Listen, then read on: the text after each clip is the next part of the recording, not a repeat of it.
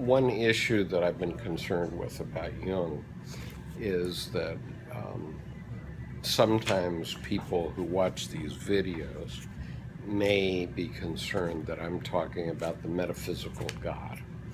Okay, and so I want to disabuse that for video purposes now.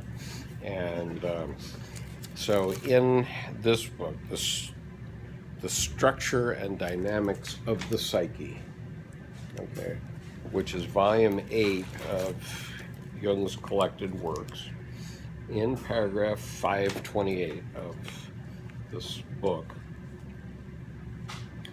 Jung says, the ideas of the moral order and of God belong to the ineradicable substrate of the human soul.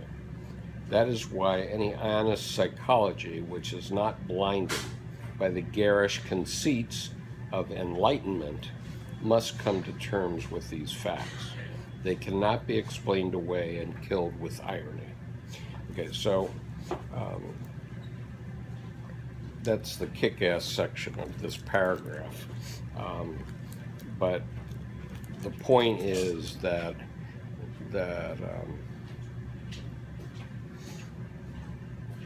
no matter what the Enlightenment says, and by Enlightenment I think he's talking about the scientific Enlightenment, right? He's not talking about the Buddhist Enlightenment.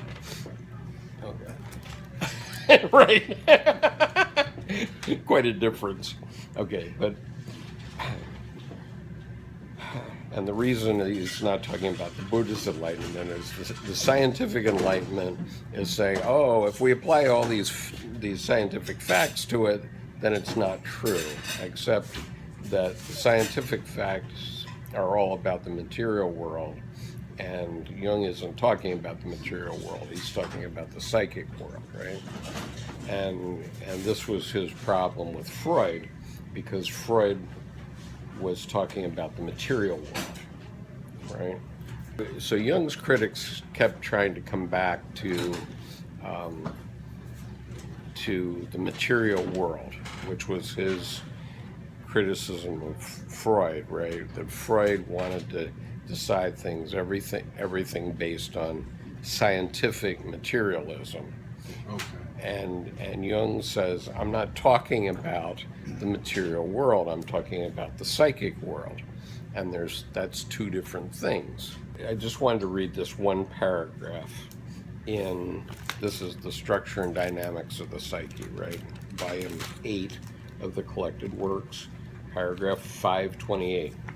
Critics have sometimes accused me outright of philosophical or even theological tendencies in the belief that I want to explain everything philosophically, or that my psychological views are metaphysical. But I use certain philosophical, religious, and historical material for the exclusive purpose of illustrating the psychological facts.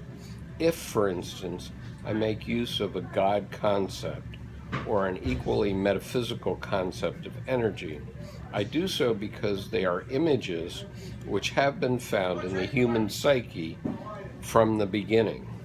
I find I must emphasize over and over again that neither the moral order nor the idea of God nor any religion has dropped into man's lap from outside, straight down from heaven, as it were. But he contains all of this within himself, and for this reason can produce it all out of himself. It is therefore idle to think that nothing but enlightenment is needed to dispel these phantoms. The ideas of the moral order and of God belong to the ineradicable substrate of the human soul. That is why any honest psychology, which is not blinded by the garish conceits of enlightenment, scientific enlightenment, must come to terms with these facts. They cannot be explained away and killed with irony. In physics, we can do without a God image, but in psychology, it is a definite fact that has got to be reckoned with, just as we have to reckon with affect, instinct, mother, etc.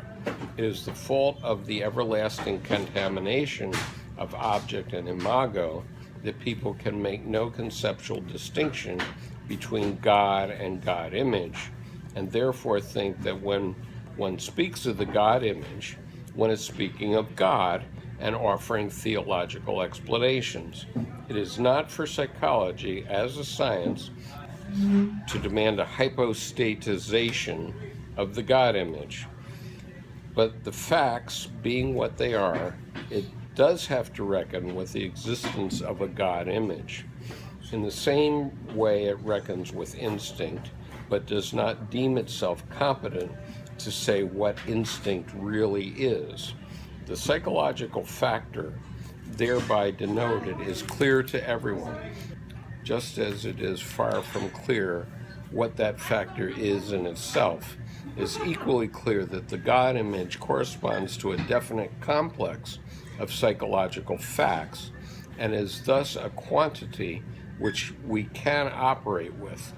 But what God is in himself remains a question outside the competence of all psychology. Volume 8 of the Collected Works, and it's paragraph 528. That's a heavy-duty book, yes. Yes, it is. And anyway, then I'm looking at Victor White's book, okay, which is God and the Unconscious. Okay, so Victor White was the one Dominican priest who happened to have been the head of the religion department of Cambridge or something like that. So he was a non-trivial guy who had written to Jung, and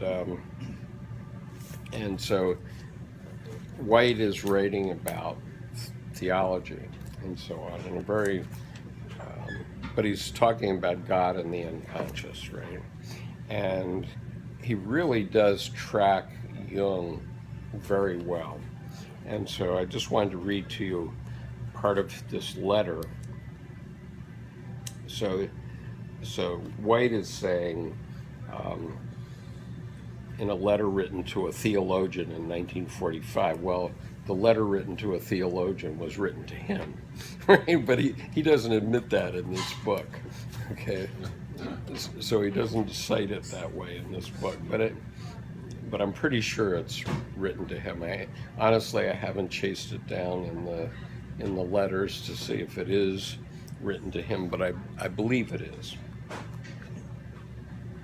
So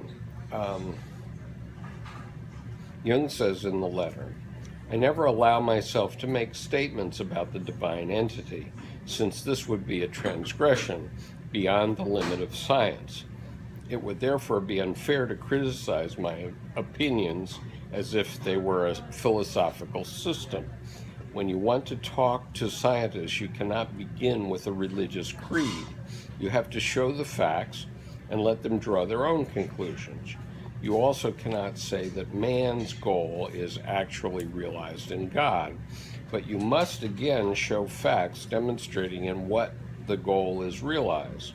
What you can show in this respect is the symbol of the self, a well-defined psychological phenomenon, which anybody may call God, but the scientist cannot prove it to be God.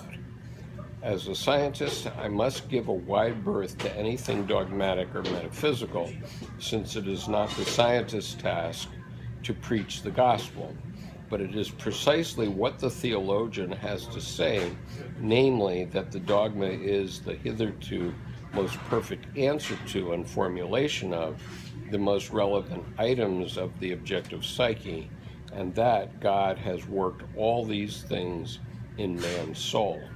Thus, when I said that God is a complex, I meant to say, whatever he is at least a very tangible complex. You may say he is an illusion, but he is at least a psychological fact. I certainly never intended to say he is nothing else but a complex. Naturally, when my books got into the hands of readers outside my psychiatric sphere, they read them with different eyes, hence many mistakes. It is so much a matter of to whom you talk. My public does not consist of theologians, but of worldly educated people of our day. When you talk of God, they do not know of what you talk, since such ideas have been dismissed long ago as nebulous fantasies. I show facts to them and not metaphysical assertions which they cannot grasp. If I were talking to peasants, I certainly would talk about God, since I know they know of what I am talking. But it is of highest importance that the educated and enlightened public should know religious truth as a thing living in the human soul. People must be taught to see where they come in. Otherwise, you never bridge the gulf between the educated mind and the world of dogmatic ideas, which they comprehend nowhere, and where, moreover, offend their reason. Okay, so did you grok that?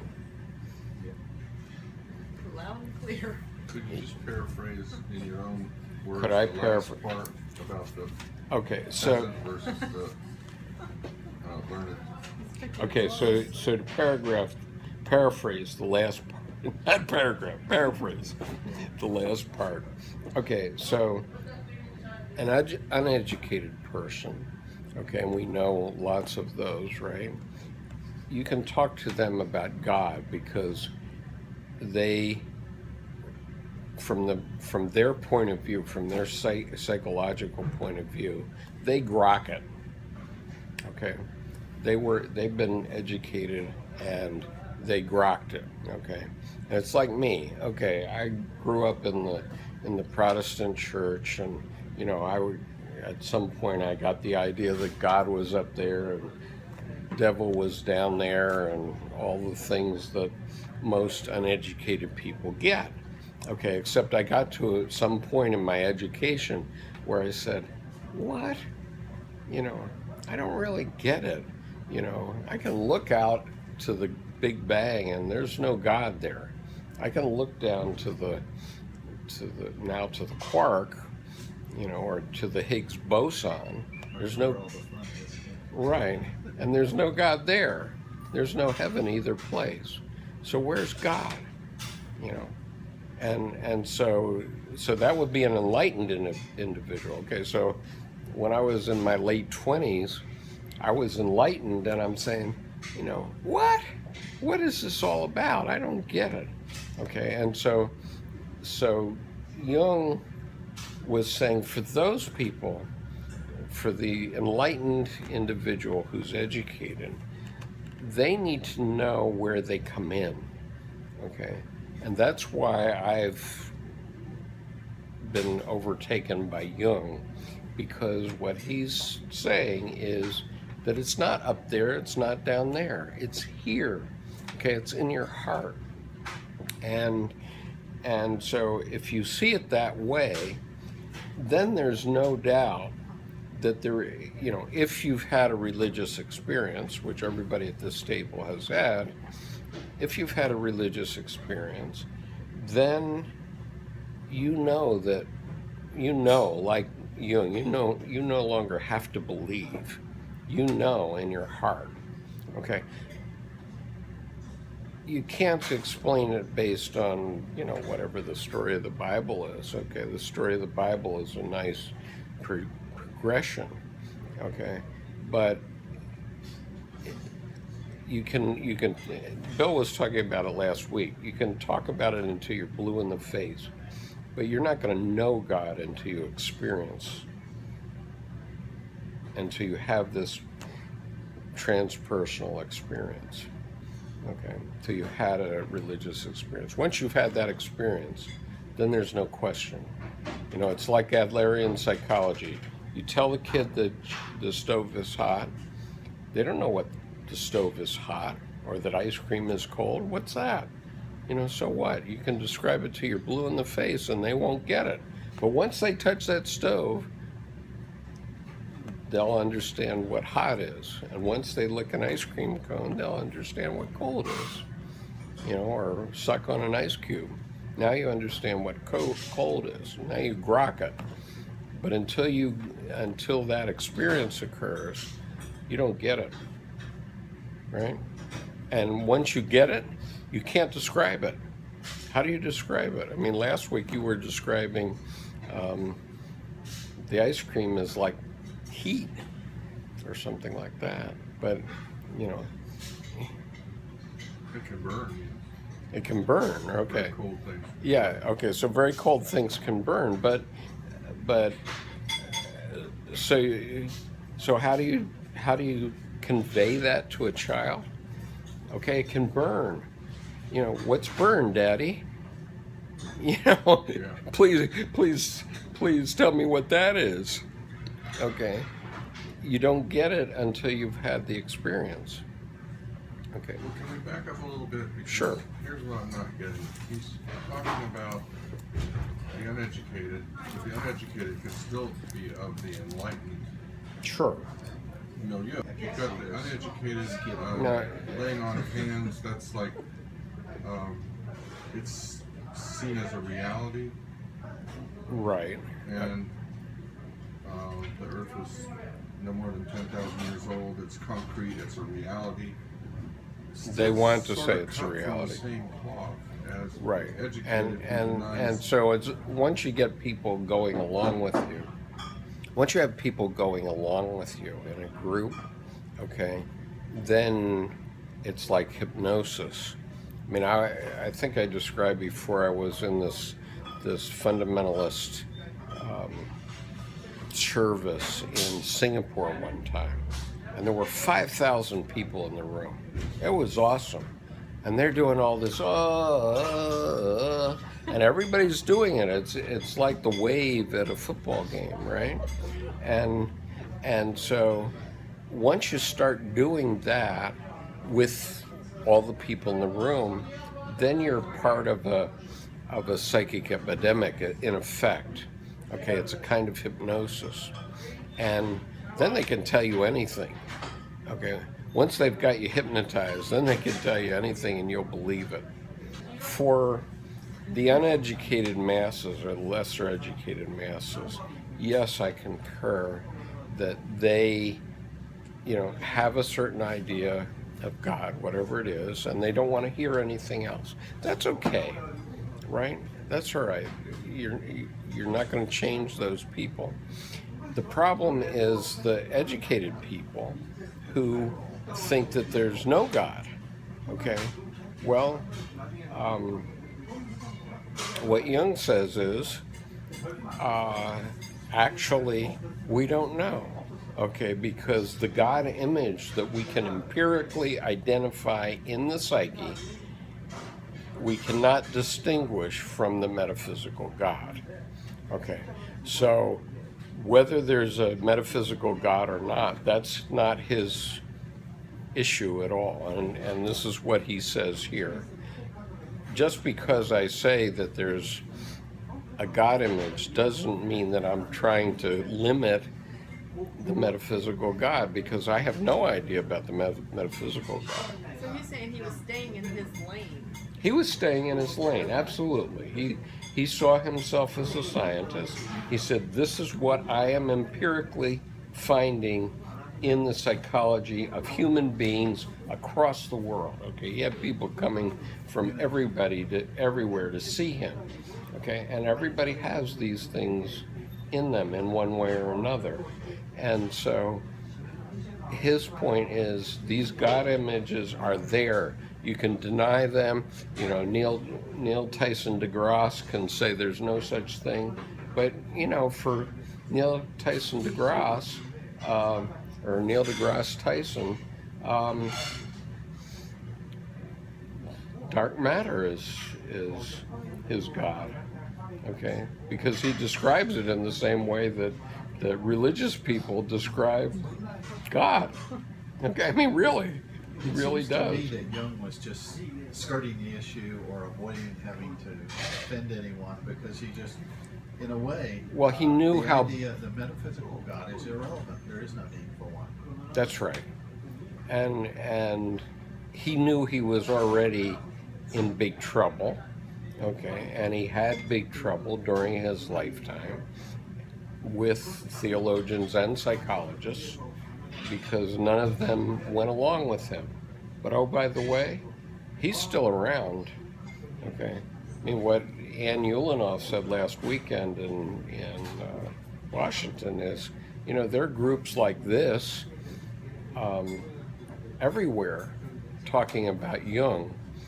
She says the only groups talking about Freud are psychotherapists who are Freudians. Okay. His ideas slipped under the door. Yeah, but that's right. Jung's ideas slipped under the door. Exactly. And They kept finding vacuums.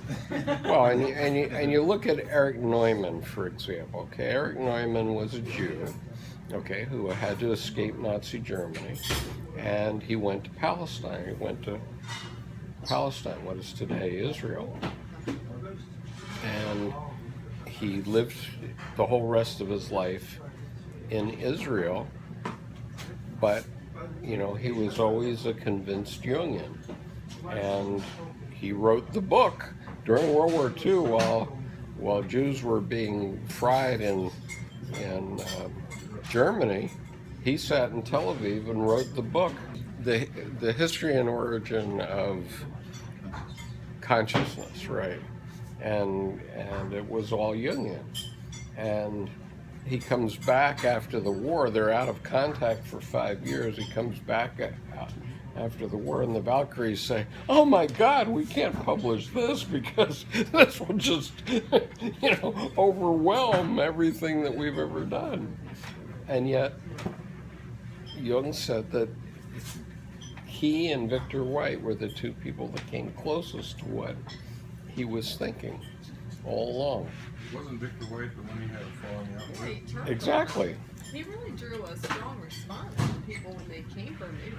They really came from him, it seems like. He really struck a nerve.